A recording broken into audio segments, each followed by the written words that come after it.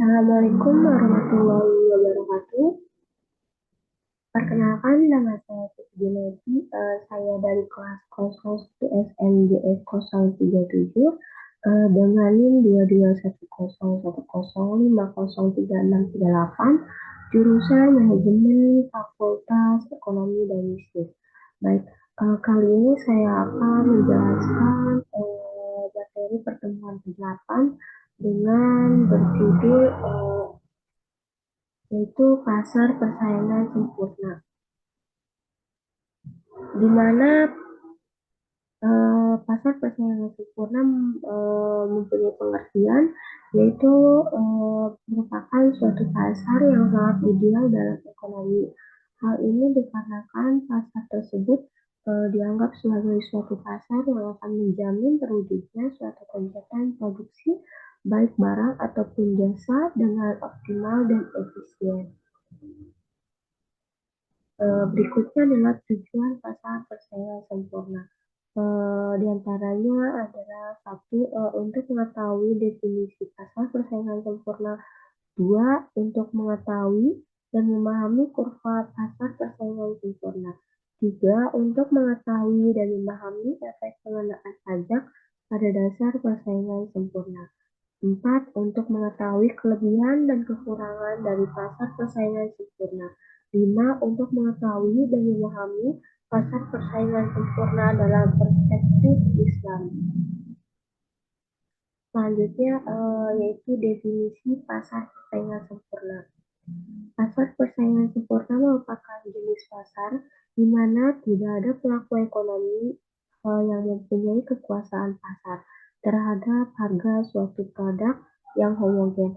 Pembeli maupun penjual tidak mempunyai kekuatan untuk mempengaruhi harga pasar. Mereka hanya bertindak sebagai pengambil harga dan bukan sebagai pembuat harga.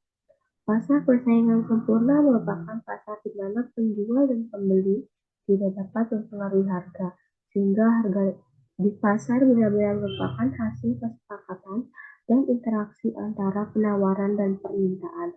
Dalam pasar persaingan sempurna, harga dipengaruhi oleh permintaan dan penawaran antara penjual dan pembeli. Pembeli memberikan permintaan antara tipe barang yang akan dibeli, sedangkan penjual menawarkan nilai barang yang akan dijual. Pertukaran antara nilai keduanya adalah salah satu keseimbangan harga. Selanjutnya ada pun ciri-ciri pasar persaingan sempurna.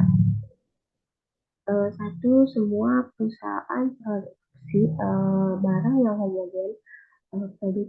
Produk yang homogen adalah produk yang mampu memberi kepuasan kepada konsumen tanpa perlu mengetahui siapa produsennya.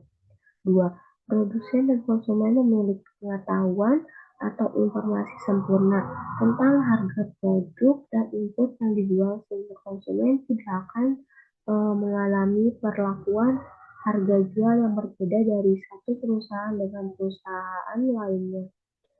Tiga, output sebuah perusahaan relatif kecil dibanding output pasar. Empat, perusahaan menjual produknya dengan berpatokan pada harga yang ditentukan. Pada dasarnya pasar karena perusahaan tidak mampu mempengaruhi harga pasar. Lima, semua perusahaan bebas masuk dan keluar pasar. Dalam pasar persaingan sempurna, faktor mobilitasnya tidak terbatas dan tidak ada biaya yang harus dikeluarkan untuk memindahkan faktor produksinya. Adapun berikut gambar kurva permintaan dan penawaran. Baik, selanjutnya yaitu efek pengenaan pajak pada pasar persaingan sempurna. Menurut para ahli ekonomi, pihak pasif umumnya menyepakati bahwa pajak perseroan akan dikenakan pada keuntungan perseroan. Oleh karena itu, pajak tersebut tidak akan berpengaruh terhadap struktur biaya produksi. Suatu perseroan yang didirikan dengan tujuan mencapai keuntungan maksimal tidak akan berusaha untuk menggeserkan pajak perseroannya kepada pihak lain. Alasannya, sebuah perusahaan yang bertujuan mendapatkan keuntungan maksimal akan berproduksi pada tingkat di mana penerimaan marginal sama dengan biaya marginal.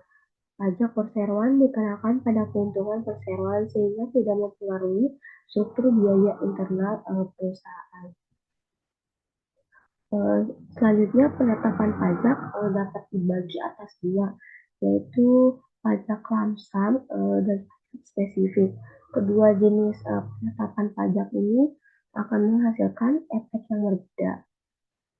Pajak lamsam adalah pajak yang dikenakan sebesar jumlah tertentu berapapun jumlah output yang diproduksi dan dijual. Penetapan pajak ini dapat mengurangi atau bahkan menghilangkan keuntungan monopolis tanpa mempengaruhi harga dan output.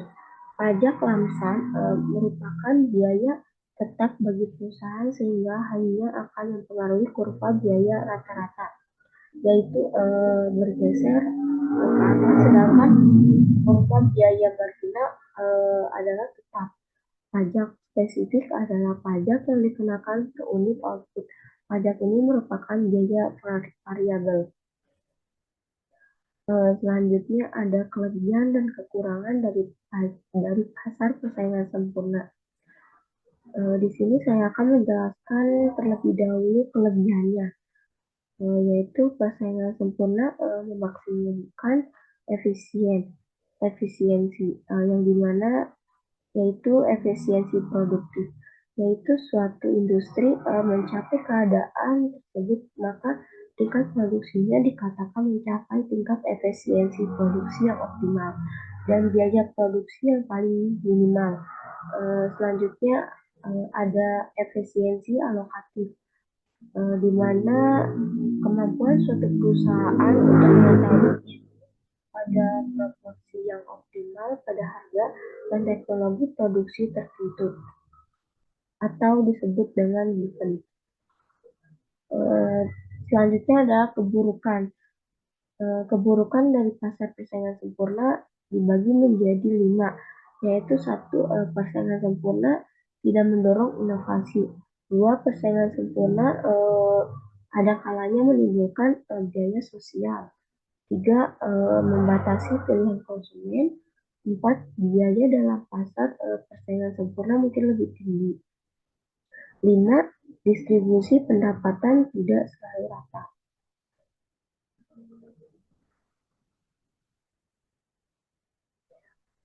Berikutnya ada peran pasar persaingan sempurna, di mana harga pada pasar persaingan sempurna bersifat datum, artinya produsen tidak akan dapat memengaruhi harga dengan cara menambah atau mengurangi produksi.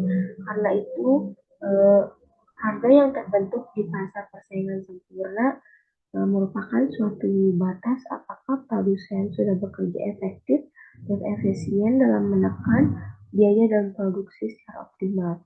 Jadi, pasar persaingan sempurna mendidik masyarakat melakukan proses produksi secara efisien, sehingga produk yang sampai ke masyarakat adalah produk dengan mutu terbaik dan harga murah.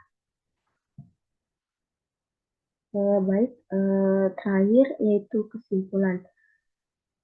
Pasar persaingan sempurna adalah suatu pasar di mana jumlah penjual dan pembeli konsumen sangat banyak dan produksi atau barang yang ditawarkan sejenis dan atau serupa. Dalam pasar persaingan sempurna, jumlah perusahaan sangat banyak dan kemampuan setiap perusahaan dianggap sedemikian kecilnya sehingga tidak mempengaruhi pasar. Tingkat harga dalam pasar persaingan sempurna ditentukan oleh permintaan dan penawaran. Jumlah output perusahaan relatif sangat kecil dibanding output pasar. Maka berapapun yang dijual perusahaan, harga relatif tidak berubah. Penetapan pajak adanya di penetapan pajak dibagi atas dua, yaitu pajak lamsam dan pajak spesifik. Kedua jenis penetapan pajak ini akan menghasilkan efek yang berbeda. Pajak lamsam merupakan biaya tetap bagi perusahaan, sehingga hanya akan mempengaruhi kurva biaya rata-rata, yaitu bergeser ke atas, sedangkan kurva biaya marginal adalah tetap. Sedangkan pajak spesifik adalah pajak yang dikenakan ke unit output. Pajak ini merupakan biaya variabel bagi para monopolos. Dengan demikian akan mempengaruhi kurva biaya rata-rata dan kurva biaya marginal, yaitu bergeser ke atas, maaf, yaitu bergeser ke kanan atas. Eh,